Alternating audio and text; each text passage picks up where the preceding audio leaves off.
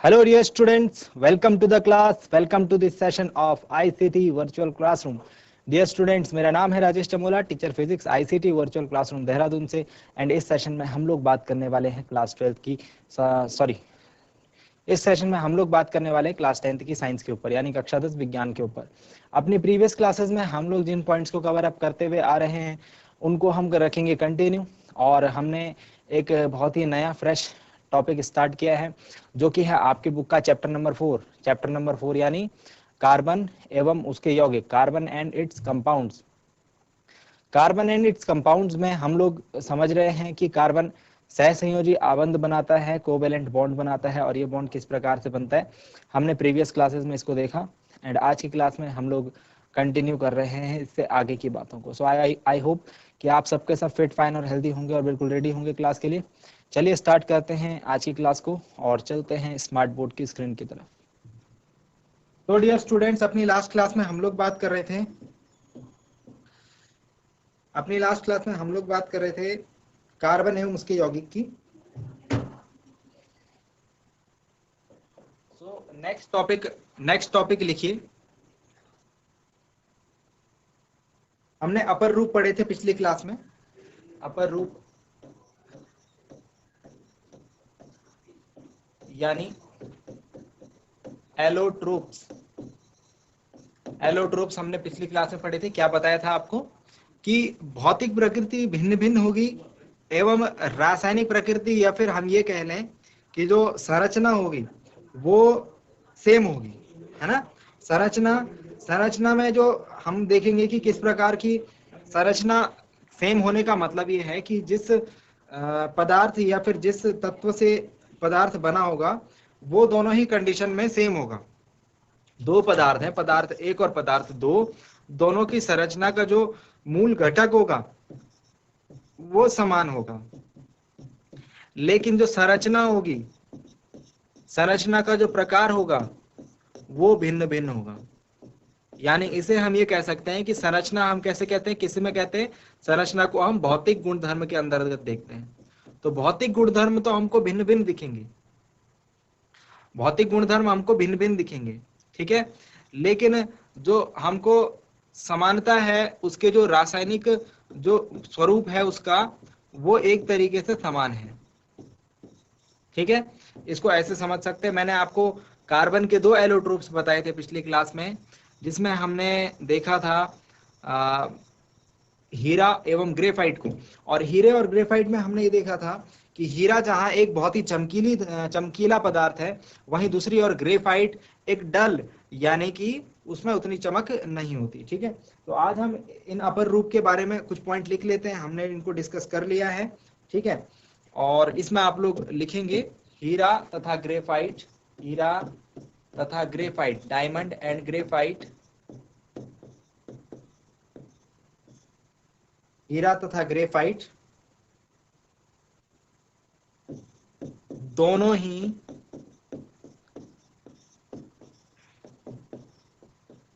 Carbon के परमाणुओं से बने हैं। हीरा एंड ग्रेफाइट दोनों किससे बने हैं? कार्बन के परमाणुओं से बने हैं। तो मतलब मूल रूप से उनके अंदर क्या है, कौन सा परमाणु है? कार्बन का परमाणु है मूल रूप से उनके अंदर, ठीक है। बट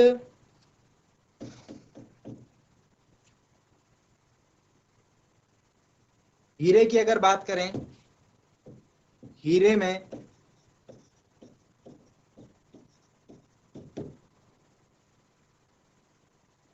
कार्बन का प्रत्येक परमाणु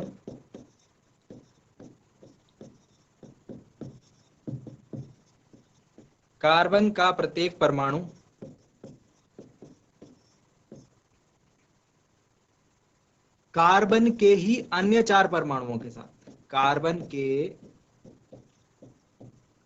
अन्य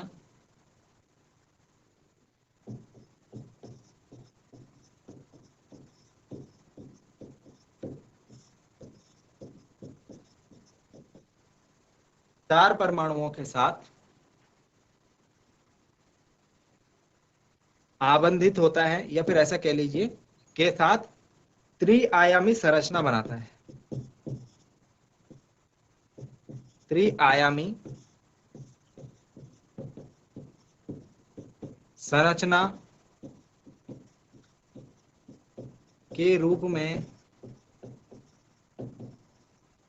आबंध बनाता है। ठीक हो गया। नेक्स्ट पॉइंट के ऊपर अगर बात करें, नेक्स्ट पॉइंट के ऊपर अगर जहां ग्रेफाइट को हम देखें तो ग्रेफाइट में क्या होता है, ग्रेफाइट, ग्रेफाइट जानते हैं ना कहां मिलेगा आपको, हीरा तो आप जानते हो, हीरे के हम लोग क्या करते हैं, ऑर्नामेंट्स बनाते हैं, जेवर बनाते हैं, ज्वेलरीज बनाते हैं ना। लेकिन ग्रेफाइट क्या आपको देखोगे, पेंसिल के जो पेंसिल के हम पेंसिल जिससे लिखते हैं, पेंसिल की जो लेड होती है, पेंसिल का जो सिक्का होता है ना, वो ग्रेफाइट का बना होता है, ब्लैक कलर का जो होता है, काले रंग का है ना। तो ग्रेफाइट में कार्बन का प्रत्येक परमाणु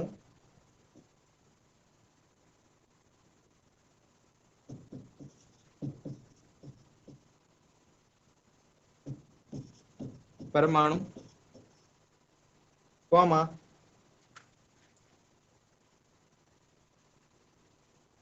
कार्बन के ही अन्य 3 कार्बन परमाणुओं के साथ, कितने, अन्य 3 कार्बन परमाणुओं के साथ कैसी व्यवस्था में होता है। ऊपर तो त्रिआयामी संरचना बनती हुई हमको दिख रही है, एक तलीय, एक तलीय मतलब एक ही तल पर षटकोणीय यानी हेक्सागोनल, ठीक है, 6 कोण जिसमें होंगे, व्यूह के रूप में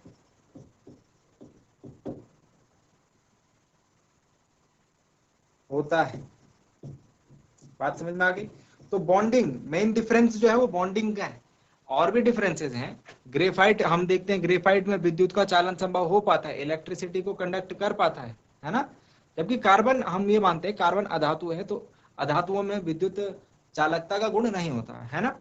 तो ये बात हमने धातु एवं अधातु के जो हमने अपवाद लिखे थे वहां पर भी मैंने आपको ये बात बताई थी, ग्रेफाइट में विद्युत का चालन हो पाता है। लेकिन हम अभी बात कर रहे हैं संरचना के रूप में, तो संरचना के रूप में हीरे और ग्रेफाइट में हमको एक बहुत बड़ा अंतर देखने को मिल रहा है।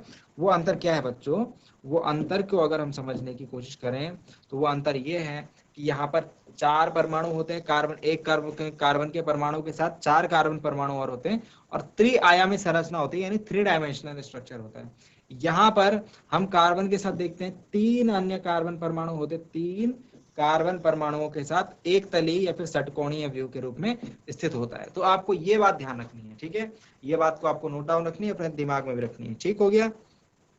चलिए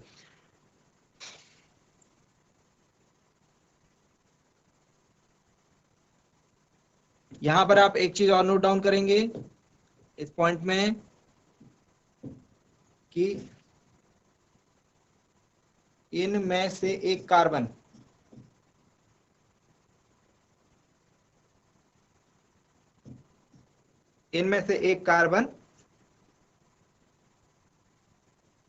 द्विआबंध बनाता है। द्विआबंध मतलब डबल बॉन्ड, हमने देखा था, द्विआबंध बनाता है। ठीक है, कार्बन की संयोजकता कितनी होती है, 4, 1 2 3 4, तो इसको चारों तरफ 4 कार्बन चाहिए। तो ऊपर वाली कंडीशन में तो हमने लिखा हुआ है अन्य 4 कार्बन परमाणु, यहाँ तो संयोजकता पूरी हो रही है। लेकिन नीचे हमने क्या लिखा है, नीचे हमने ये लिखा है कि 3 कार्बन परमाणु। तो 3 कार्बन परमाणु कैसे होते हैं, एक कार्बन परमाणु इनमें से ऐसा होता है, देखो एक कार्बन परमाणु तो डबल बॉन्ड के फॉर्म में होगा, एक ऐसे और एक ऐसे। ठीक हो गया। तो इस प्रकार से हमको संरचना देखने को मिलती है किसमें, ग्रेफाइट में। बात समझ में आ गई, ठीक है।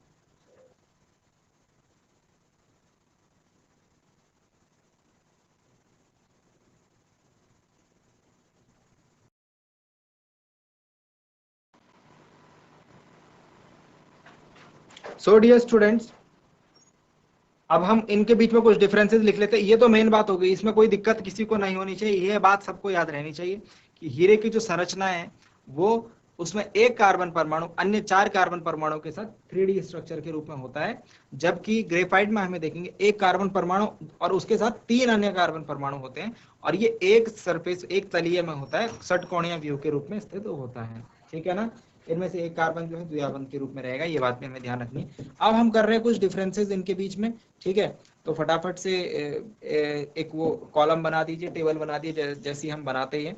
एक तरफ हम लिखेंगे क्या, एक तरफ हम लिखेंगे हीरा और दूसरी तरफ लिखेंगे ग्रेफाइट। तो जल्दी से नोट डाउन कीजिए और बनाइए टेबल को। देखिए, टेबल वगैरह बनाने का मेरा मकसद ये होता है कि एग्जाम में आपको इसी तरीके से नोट डाउन करके आनी है चीजें, है ना। तो इसीलिए टेबल वगैरह आपको बनानी सिखाई जाती है। यहाँ पर एक तरफ आप लिखिए हीरा,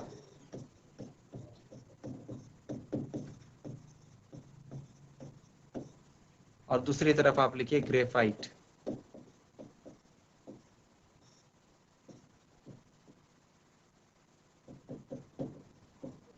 ठीक है, नंबर 1 पॉइंट हीरे में अगर नंबर 1 पॉइंट लिखें तो हम ये लिखेंगे, हीरा जो है, सबसे पहली बात, अब तक ज्ञात सबसे कठोर पदार्थ, अब तक ज्ञात हार्डेस्ट सब्सटेंस।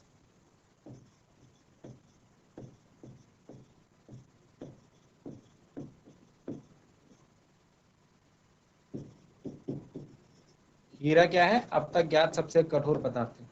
वहीं दूसरी तरफ अगर बात करें ग्रेफाइट के लिए, तो ये कठोर नहीं होता। ठीक है, ये कठोर नहीं होता। अधातुओं का जो हमारा अधातुओं का गुण क्या होता है, अधातुओं का गुण ये होता है कि वो भंगुर होते हैं, अगर उनको हथौड़े से पीटा जाए तो चूर चूर जाते हैं। ये गुण ग्रेफाइट में होता है। ठीक है, ग्रेफाइट अधातुओं का ये वाला गुण फॉलो करता है। तो आप लिखेंगे ग्रेफाइट का जो गुण है वो ये है कि ग्रेफाइट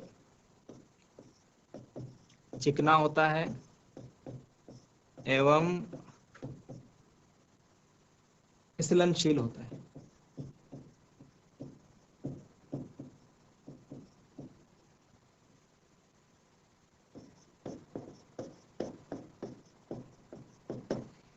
ठीक हो गया, 1 पॉइंट दोनों में कवर हो गया। सेकंड पॉइंट के ऊपर बात करते हैं।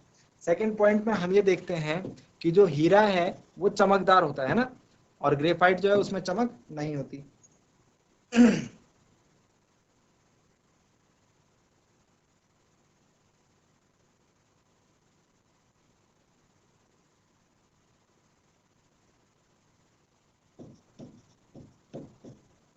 इसमें चमक होती है, जबकि यह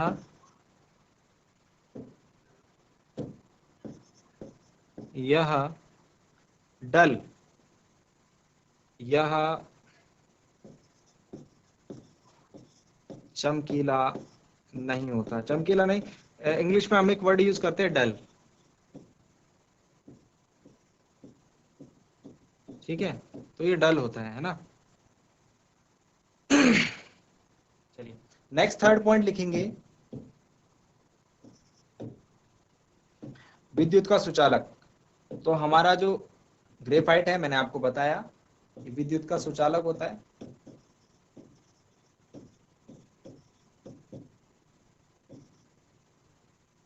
विद्युत का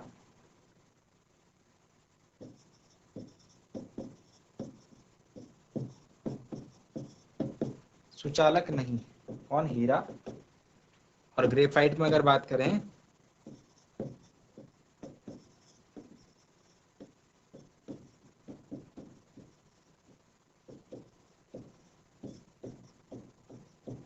विद्युत का सुचालक है। ठीक हो गया। फोर्थ पॉइंट के ऊपर बात करें,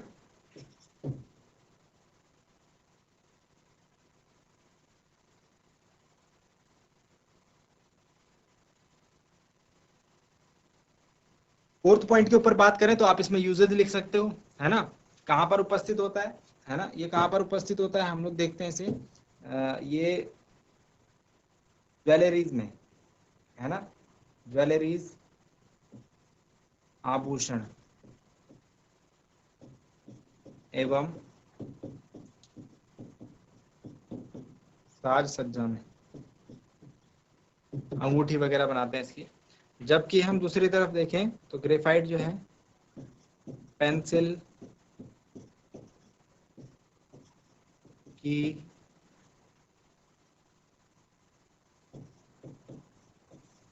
काली, पेंसिल की जो काली निब होती है, निब है ना, उसमें क्या होता है, ग्रेफाइट होता है। चलिए, तो ये कुछ डिफरेंसेस के फॉर्म में मैंने लिख दिया है, ठीक है।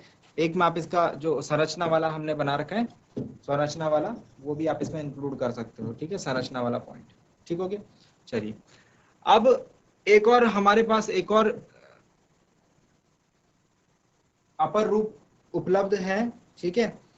वहां पर इसका एक नाम है और इसके बारे में हमको ज्यादा नहीं पढ़ना है। इसके बारे में ज्यादा क्यों नहीं पढ़ना है, क्योंकि दिस सब्जेक्ट इज अंडर अभी स्टडीड है और अभी इसके ऊपर बातचीत चल रही है, अभी इसके बारे में पूरी जानकारी नहीं हुई है, प्रयोग चल रहे हैं। जब सारी बातें स्पष्ट हो जाएंगी तो हम इसके बारे में ज्यादा पढ़ेंगे।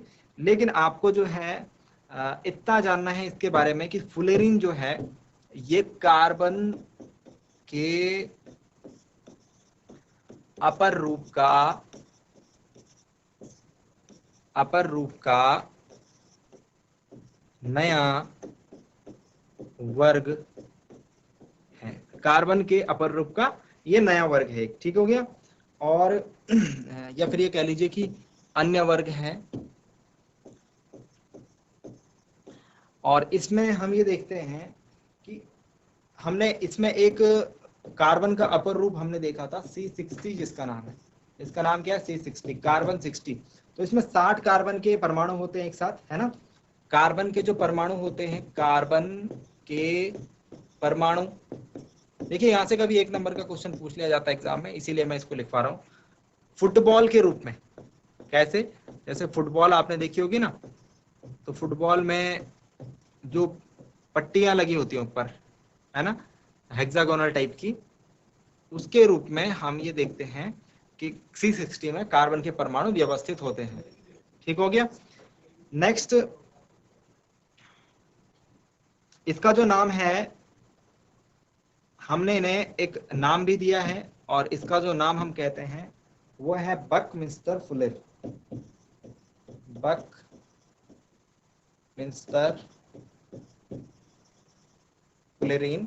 बकमिंस्टर फुलेरिन जो है एक साइंटिस्ट थे, आर्किटेक्ट थे, हमारे अमेरिकन आर्किटेक्ट, उनके नाम पर दिया। उन्होंने एक डिजाइन तैयार किया था जो कि इस कार्बन 60 के डिजाइन से मिलता जुलता था, तो उनके नाम पर हमने इनका नाम रख दिया और फुलेरिन इसको कहा। इतनी जानकारी आपको पता होनी चाहिए बस, ठीक है।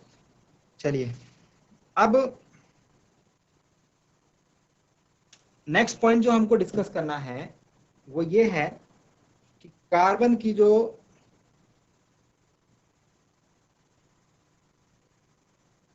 जो प्रकृति है, सर्वतोमुखी प्रकृति है, उसके अंतर्गत क्या क्या बातें आने वाली हैं, उसके अंडर हमको क्या क्या चीजें कवर अप करनी है। देखिए, कार्बन, अब हम ये बात समझ चुके हैं कि कार्बन जो है एक बहुत बड़ी मात्रा में अपने यौगिक बनाता है और इसीलिए हम लोग ये चैप्टर पढ़ रहे हैं। इसके साथ ही हम ये बात समझ चुके हैं कि क्यों आवश्यकता हमको एक अलग से चैप्टर बनाने की पड़ी कि जिसमें हम कार्बन को अलग से पढ़ें। और आप यकीन मानिए कि जब आप 11वीं क्लास में जाएंगे तो वहां पर आपको केमिस्ट्री भी 2 पार्ट में मिलेगी, एक कार्बनिक रसायन और एक अकार्बनिक रसायन। तो कार्बनिक रसायन अभी आपके पास पूरा एक चैप्टर है कार्बन का, आगे जाकर पूरी एक किताब होगी और आगे जाकर पूरा एक कोर्स आपका कार्बनिक रसायन के ऊपर ही होगा।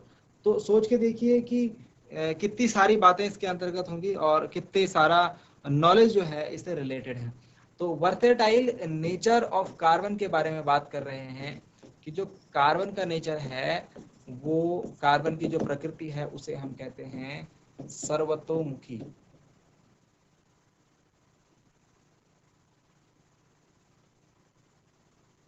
सर्वतोमुखी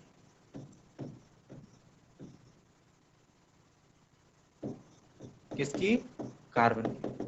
तो ये क्या है, देखिए कार्बन के जो 2 गुण हैं, हमने कारण ढूंढने की कोशिश करी तो कार्बन के जो 2 गुण हैं वो रिस्पॉन्सिबल है कार्बन के इतनी बड़ी मात्रा में यौगिकों के निर्माण के लिए, ठीक है। नंबर 1 है चतुसंयोजकता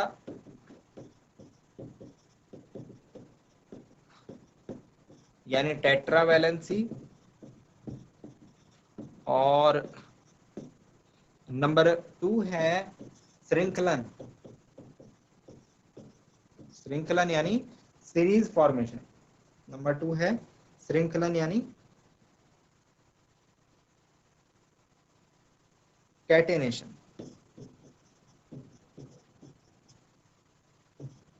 ठीक हो गया। तो कैटेनेशन एक प्रॉपर्टी हो गई और चतुसंयोजकता एक प्रॉपर्टी हो गई। ठीक है ना। अब इनके अंतर्गत क्या क्या बातें होती हैं। तो कार्बन में हमने देखा कि कार्बन की जो संयोजकता है, संयोजकता कोश है, उसमें कितने इलेक्ट्रॉन है, उसमें है 4 इलेक्ट्रॉन। ठीक है। हमने देखा कार्बन का जो एटॉमिक नंबर है वो है 6, और 6 इलेक्ट्रॉन्स हम लोग ऐसे फिल करते हैं 2,4। तो ये आउटर मोस्ट शेल में हमने बात करी थी अपने प्रीवियस क्लास में कि इसको 4 इलेक्ट्रॉनों को या तो पेयर अप करना है या फिर डोनेट करना है ना। बट हमने ये देखा था कि यहाँ पर जो बनने वाला बॉन्ड है वह है कोवेलेंट बॉन्ड, यानी कि सहसंयोजी आबंध। सहसंयोजी आबंध के कारण क्या करेगा, ये 4 इलेक्ट्रॉन इसके पास ही रहेंगे, लेकिन जो दूसरा जो परमाणु होगा, दूसरा जो तत्व का परमाणु होगा, उसके 4 इलेक्ट्रॉन के साथ ये साझेदारी कर लेगा। मतलब इसके 4 परमाणु भी इसके पास ही रहेंगे, और जो दूसरा तत्व आएगा उसके जो 4 इलेक्ट्रॉन, उसके जो 4 इलेक्ट्रॉन होंगे वो भी इसके साथ साझेदारी कर लेंगे, यानी कि कंट्रीब्यूशन कर देंगे, और यहाँ पर कार्बन की संयोजकता जो है कंप्लीट हो जाएगी।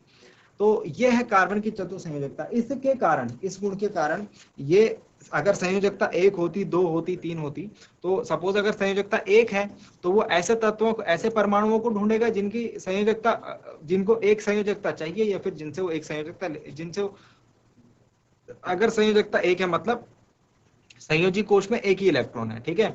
जैसे सोडियम का है तो स्पष्ट बात है कि 1 इलेक्ट्रॉन अपना डोनेट कर देगा, आसान सी बात है ना। लेकिन अगर संयोजकता 4 है तो इसके पास 4 बॉन्ड, जितने इलेक्ट्रॉन होंगे संयोजकता कोश में, उतने आबंध बनने की वो होगी, उतने आबंध बनने की पॉसिबिलिटी होगी, उतने आबंध बनने की आशंका होगी। तो 4 इलेक्ट्रॉन इसके संयोजकता कोश में स्थित हैं, मतलब ये 4 बॉन्ड बना सकते हैं, 4 आबंध बना सकते हैं। मतलब एक ही बार में एक संयोजकता वाले 4 तत्वों के साथ, 4 तत्वों के परमाणुओं के साथ ये साझेदारी कर सकता है। ठीक है। तो ये गुण हो गया इसका चतुसंयोजकता। और श्रृंखलन के गुण में क्या करता है, कार्बन जो है अपने साथी कार्बन कार्बन मिल करके एक लंबी सीरीज का फॉर्मेशन कर लेते हैं। तो इसके कारण हम ये देखते हैं कि कार्बन का जो नेचर है वो एक तरीके से वर्सेटाइल हो जाता है, यानी कि उसका जो बॉन्डिंग का जो नेचर है वो वर्सेटाइल हो जाता है। आई होप ये स्टूडेंट्स आज की क्लास में जो जो बातें बताई गई वो आपको समझ में आई होंगी, इंटरेस्टिंग लगी होंगी, और आपने आज कुछ नया जरूर सीखा होगा। और साथ ही साथ ये भी उम्मीद करता हूँ घर से आप इन चीजों को एक बार रिवाइज करके लाएंगे। मिलते हैं अगली क्लास में एक नए और इंटरेस्टिंग टॉपिक के साथ। क्लास से जुड़ने के लिए आप सभी का बहुत बहुत धन्यवाद। Thank you very much and have a nice day.